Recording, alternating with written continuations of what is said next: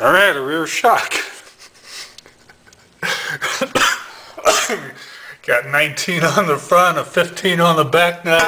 Up top, it's a 15 up there. I'm guessing there's no backside to that one. So we're going to just take off the rear shock. After that is take off the sway bar. Going to do the same thing to the shock and the sway bar on this side. These are pictures because my lift kit came without pictures. This is not the lift kit I bought. They have extra stuff like pitman arms, replacing control brackets, all kinds of extra stuff. Alright, one other thing that's been going on here. Make little notes with the bolt by it. This helps me know which way that bolt faces. Over here, these are all from what I did from the front side. The sway bar is 19 on the back, 15 on the front. Same thing for the top two bolts. Alright. My fears of a three-legged Jeep are starting to show up. This bolt's not coming off. Even my breaker bar ain't doing nothing to it. Alright, it says I get to use a new rear or lower bolt for the shock. Damn, that's for the sway bar. Damn it. Alright, I got nothing to do with this bolt here. Gonna spray it with some lube crap and hope it gets looser by tomorrow. If it doesn't, I'm gonna have to put the rear end back together, tighten up all the bolts on the front on the control arms, and drive it down to a shock and ask him to get that bolt off for me. Could really mess things up because I was supposed to be done tonight.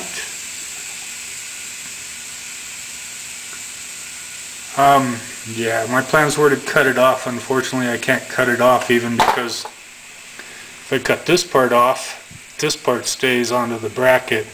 So I need this part to come out. So even if I cut that part out, I'm not going to get this to spin.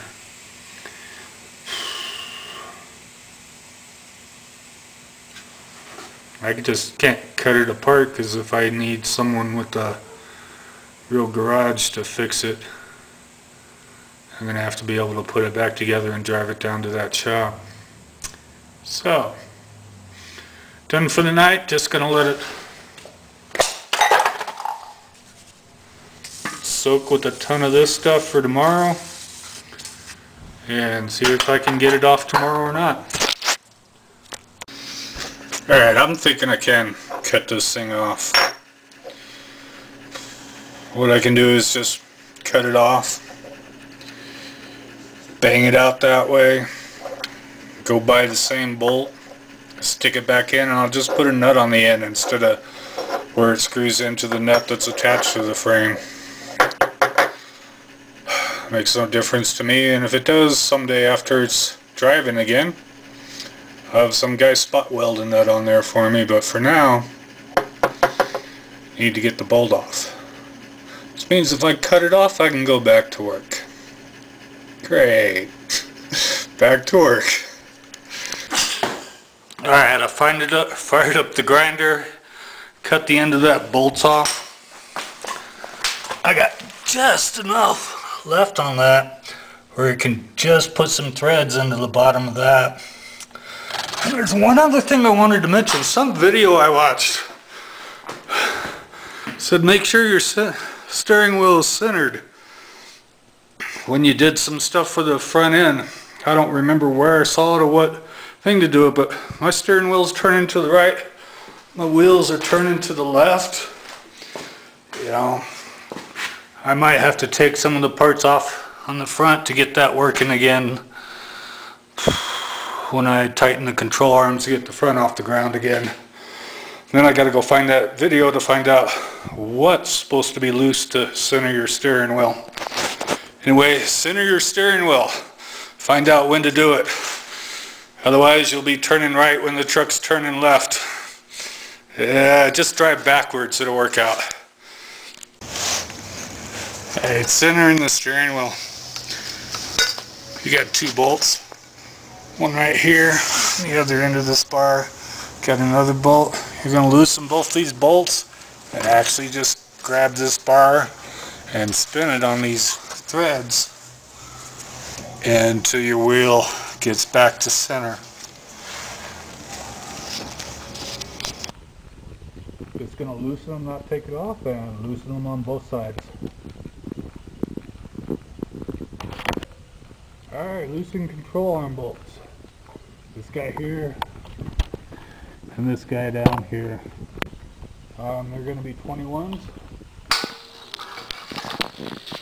This spring, compress the new spring and stick it on there and move on to shocks and sway bars. Unlike the front, I had to compress the old coil springs just to get them off the car. There's going to be a spot on the bottom spring here,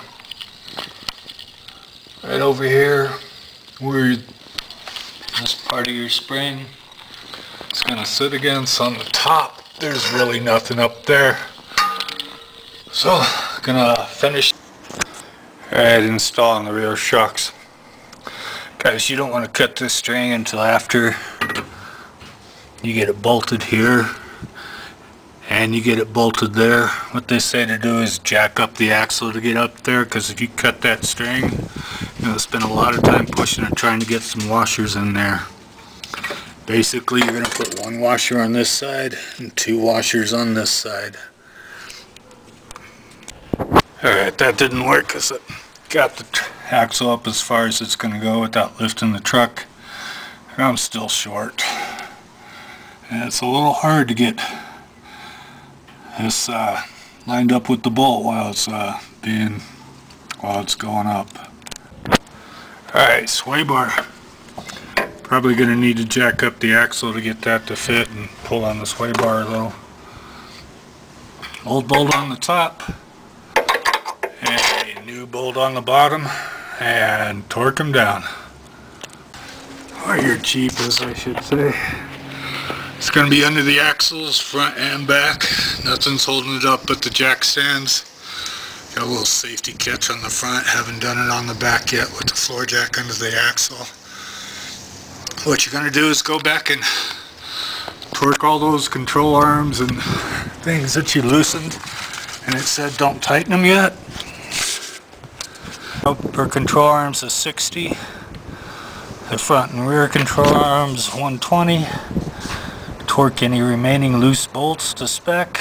Put the front and rear tires back on, and you can lower the vehicle. Alright, I'm gonna torque all those guys. There's one thing I can't do right now because I won't have the time. I need to go to work tonight. There's a transmission space here to lower the transmission by an inch that needs to be put on. I won't be able to do that, but I'll do that. Alright, the transmission dropped with the spacers. This guy says the spacers here. We're going to go up in here. Just going to take off these 4 bolts. These longer bolts are going to be the ones that go on this side. Brand new bolts that they gave you going to be the ones that go on the side closer here.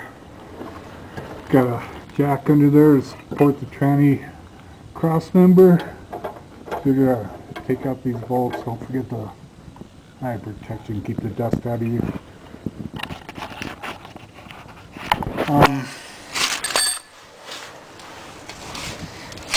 Anyways, alright, on the Jeeps it's going to be a 15 to get their bolts off, and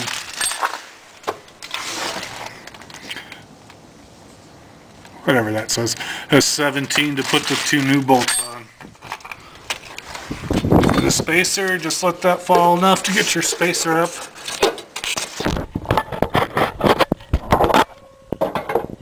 Underneath there, and then line up the bolt holes. Put them back in and torque them down.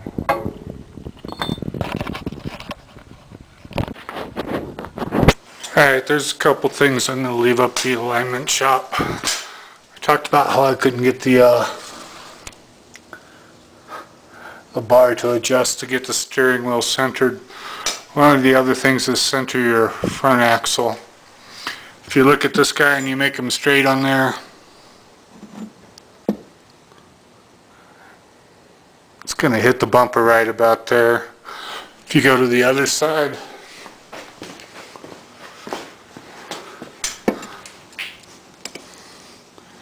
it's going to be a lot more off. So for centering the axle and adjusting the steering wheel and doing the alignment, I kind of think all those things go together, and I just didn't want to adjust something and later on have it all change when they did the alignment. Or something like that. Anyway, it's up to the pros on Monday to do my alignment and center my axle, fix my steering wheel with the alignment. Otherwise, I'm pretty much done.